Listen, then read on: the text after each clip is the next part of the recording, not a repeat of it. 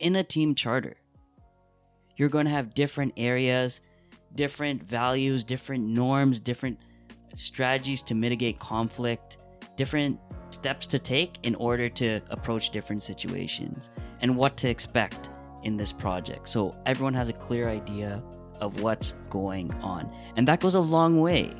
If someone does something that they weren't supposed to and conflict arises, you could always point at the team charter instead of blaming a person directly, which often leads to more relational conflict. This is the Public Health Insight Podcast. Before we move on, it is important to note that the views expressed in this podcast are our own and do not represent any of the organizations we work for or are affiliated with. You're listening to the Public Health Insight Podcast, your go-to space for all things public health and global health, from the Sustainable Development Goals to the social determinants of health, as well as interesting dialogues about the diverse career opportunities that exist in these fields.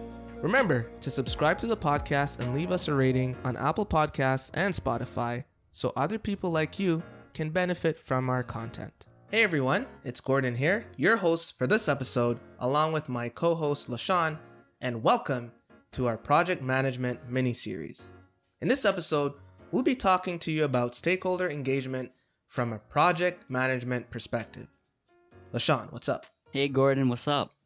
We're going to be talking about stakeholder engagement because it's sort of something that gets thrown around very often, but we don't often talk about what is the science and art behind stakeholder engagement. What are those methodologies and best practices that allow us to complete projects in a way that allows us to realize the benefits from the project and accomplish the ultimate goals of the project?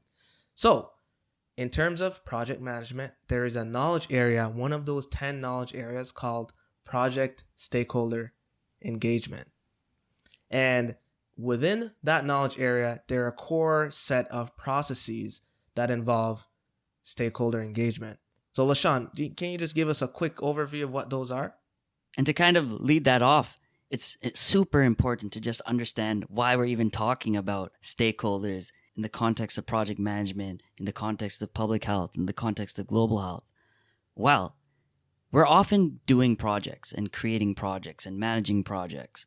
And in these projects, we often have stakeholders who are impacted by or can impact a project in a positive or negative way. It's important to understand how they're going to interact in this dynamic environment we call a project. So when we talk about the 4 possible areas when doing project stakeholder management, the first area is called identify stakeholders. Then we're going to talk about planning stakeholder engagement. Then we have managing stakeholder engagement. And then ultimately controlling stakeholder engagement. That sounds like a lot of work. Can we not just send them emails and stuff and call it a day? You could just send them an email and say, hey, do this, do that, but you might fail. And that might be the reason why your project fails.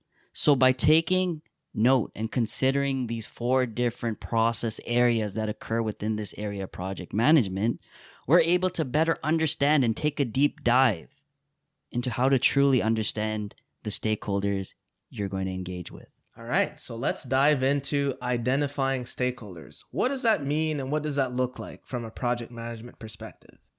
Yeah, I'd love to know. Yeah, you're the one that says I can't just send an email, so you tell me what I got to do. Okay, so identifying stakeholders. So it's really this dynamic process of identifying the different stakeholders regularly and analyzing and noting down different important pieces of information that could be related to their interests, their involvement in the project, any sort of interdependencies, their influence on the project, talking about different power levels. And we're not talking about Dragon Ball Z, their level of power and their influence on a project, and their potential impact on the success of their project. Those are key areas we have to know. Mm-hmm. And I like that you said there, stakeholders, or I guess identifying them goes beyond the obvious, like, your boss and the obvious players in the space. But you also said maybe it's the stakeholders are also people who don't necessarily have a the power to influence the direction of a project, but who will be impacted by the project being implemented and the project realizing its goals. So one good example of this is if you're talking about implementing safe injection site or consumption and treatment service site, whatever you want to call it, depending on where you live. Some of those stakeholders include the people that live in the neighborhood for which the site is going to be implemented. And even though they have a negative interest or a disinterest, which is still a level of interest in having that in their neighborhood, they have to be engaged so that you can implement your project successfully. So that's one of the ways this shakes up in practice. So identifying them, how do you go about identifying stakeholders? Is there certain things that you look at? Is there historical information that you look at depending on what organization you're working at? What's the best way to start finding those people? So I'll toss in one point here. I think an easy place to start is to check out different projects that your organization has done in the past and learn from, is it a similar type of projects? What are the different tailoring that's been done to make this project unique, if unique? And see what types of people you engaged. Re-engage them to see if they are relevant to this project as well. So that's to identify them using previous organizational knowledge is an easy and quick way. And more specifically, if you think about, you have meetings, you have an agenda, and then after a meeting, ideally, you took the minutes during the meeting and you recorded attendance of who was there. So one good thing to do as well is go back and look at maybe similar projects and groups that were leading those projects and see who was involved by looking at the minutes, maybe email threads if you can get access to those, and reach out and start having those conversations. That's a good place to start. Yeah, and a different thing you could do is just do like informal interviews with key stakeholders that you already have identified, so it could cascade into learning about who else you have to engage in a given project to make sure that they're involved at a level that's appropriate. And that interviewing doesn't always have to be the stakeholder or external stakeholder. It could be interviewing the person who was doing a previous project, and just they'll give you a list of who they worked with and why, how they contributed to previous projects. So that's a very good way to start as well. So we do all this. We look at maybe some other business documents, research papers, if you will, white papers, other project documents. We do some Google searching to see if there are any service providers or any other players in the space that the project can be associated with. And what do we get after doing all this? Is there a certain thing that we're looking to compile to help drive our project at the end of all this? So at the end of the day, we want to make sure that we identify all the people that we need, right? And so that's why we're going through all these steps of reviewing all these documents, using our expert judgment, gathering different sources of data by doing these interviews I talked about, focus groups, questionnaires, surveys, or doing brainstorm sessions to identify that. And now once you identify the stakeholders, that's where the real fun begins. So is there a specific, is there a document that you should be taking notes on, like a stakeholder register? Is there specific sections on there that you would have in a template? What are some of those information that we collect? So we collect the person, maybe their organizational affiliation. Is there any other useful information to gather while we're in that phase of identifying stakeholders? Again, some of their interest in the project. What kind of stuff do they have to gain or to lose in that given project?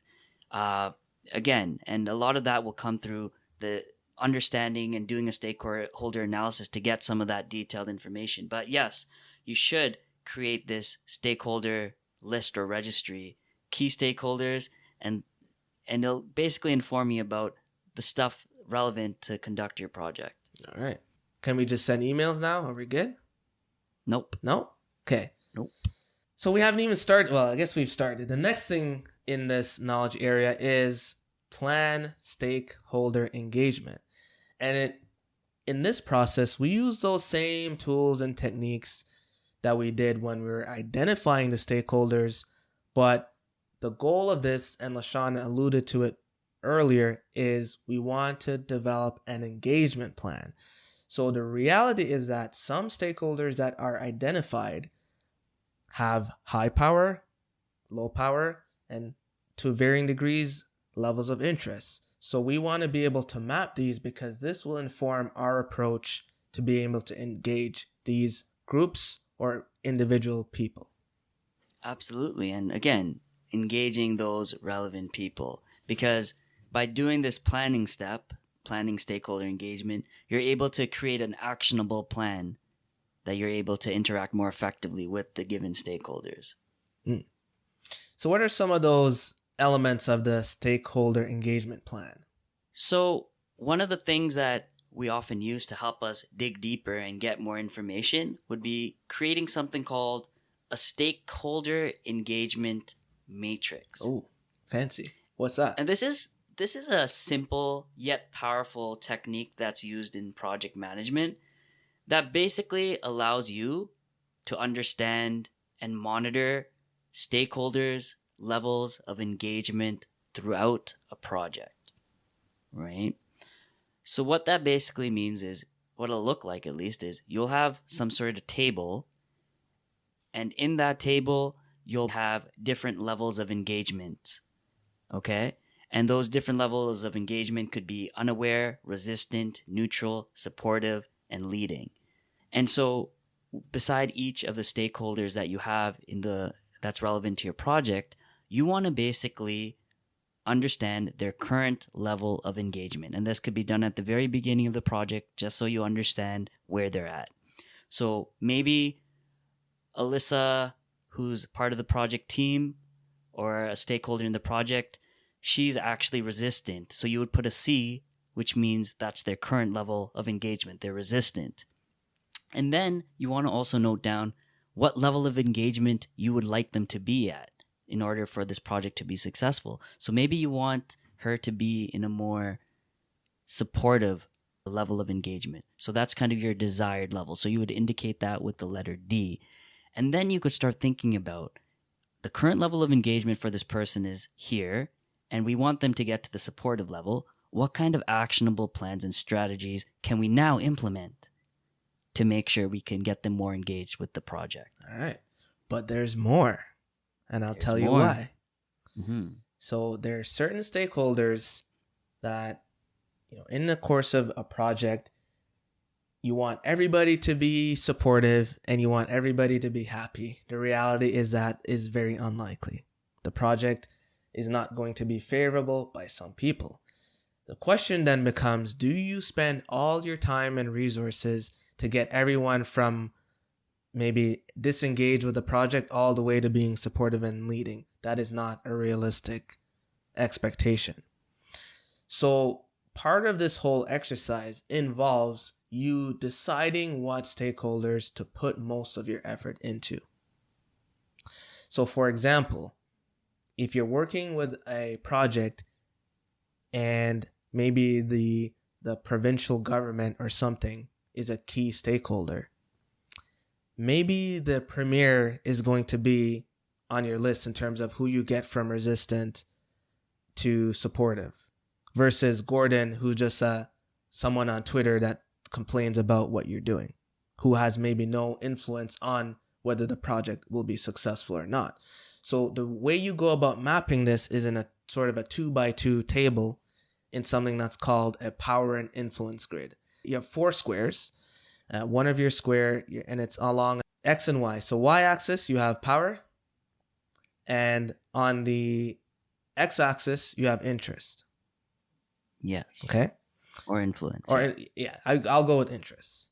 Yeah. So if you're dealing with someone who falls in that quadrant of having a high level of power over the project and high level of interest, those have to be closely managed, because they, at any moment, if there's a change of decision, could drastically impact the course of your project.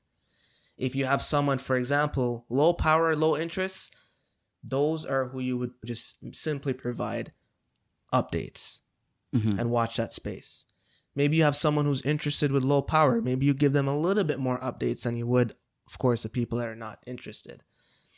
And if you have someone with high power and low interest, there's a different dynamic there as well. And your strategy, based on what LaShawn mentioned in the stakeholder engagement matrix, gets essentially superimposed on the power influence grid to ultimately drive what your plan is for stakeholder engagement.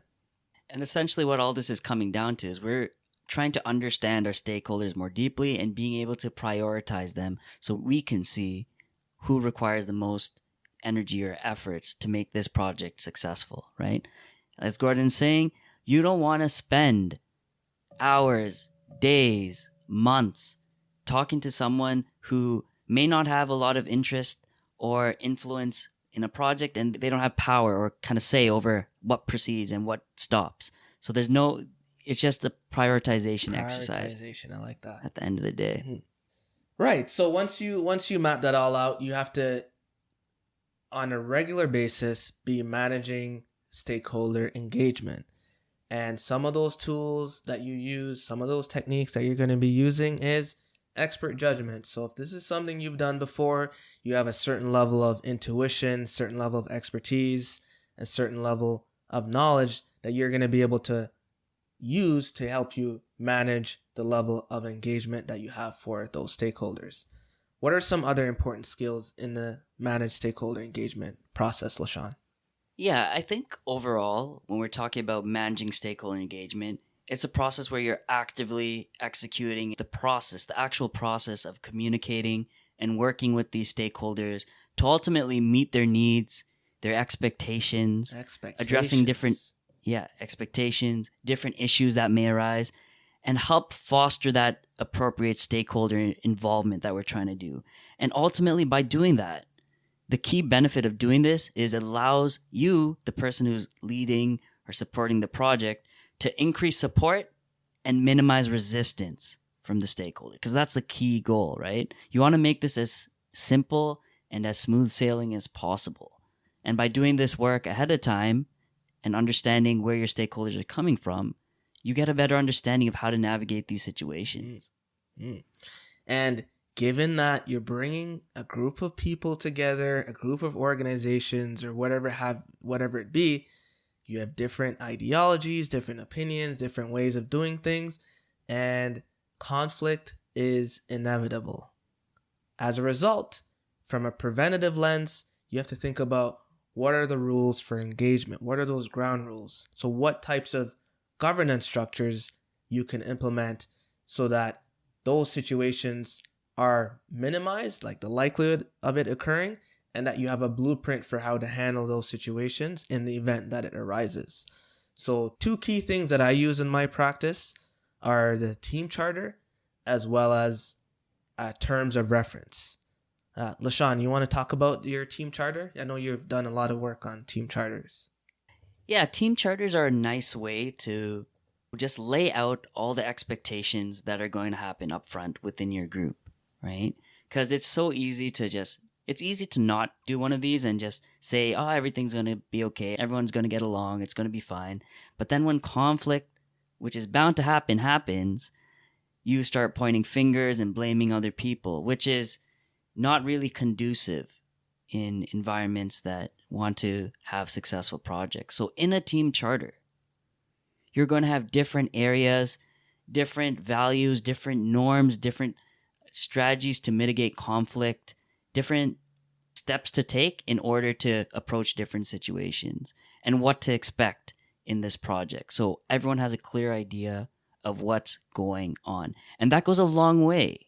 If someone does something that they weren't supposed to and conflict arises, you could always point at the team charter instead of blaming a person directly, which often leads to more relational conflict. Okay. That's a good one. And yeah, like LaShawn said, we know there's several reasons for conflict. It could be cultural reasons, lack of political awareness, being able to read the room, your observational skills. So those soft skills are very important when we talk about managing stakeholders' expectations.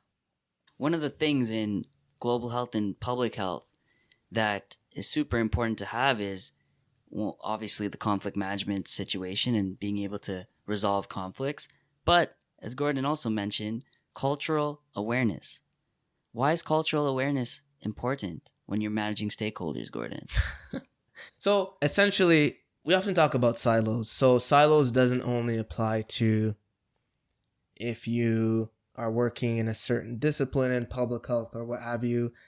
You can also have a silo of religion, culture, ideologies as well. And it is important that the context in which we manage and initiate and plan and implement projects is culturally aware so that people don't feel excluded and so that the projects are meeting the needs of the broader community and the benefits are able to be realized equitably by those who it is meant to serve. So that's one of the reasons for cultural awareness.